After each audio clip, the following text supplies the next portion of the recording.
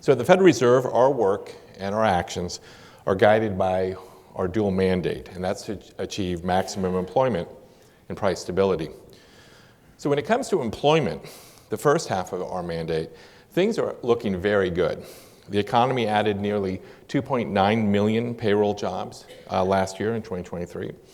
The employment to population ratio of what erroneously is called prime age workers, who are aged between 25 and 54, I prefer to call that the young workers, has regained levels that prevailed in the months before the pandemic.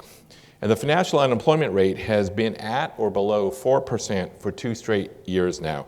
That's the longest stretch in over 5 decades. And the current unemployment rate of 3.7% is in line with my 3.75% estimate for the unemployment rate that's likely to prevail over the longer run.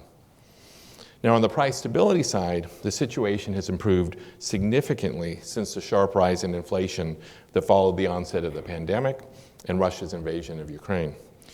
Inflation is measured by the Personal Consumption Expenditures Price Index, surged to a 40-year high of about 7% in June of 2022. But over the past year and a half, the inflation rate has fallen back to just over 2.5%. This decrease is clearly a positive development, but it's important to stress that we still have a ways to go to get inflation back to the FOMC's longer run goal of 2%.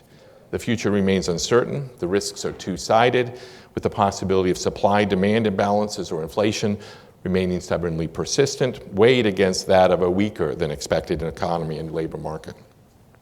My base case is that the current restrictive stance in monetary policy will continue to restore balance and bring inflation back to our 2% longer run goal.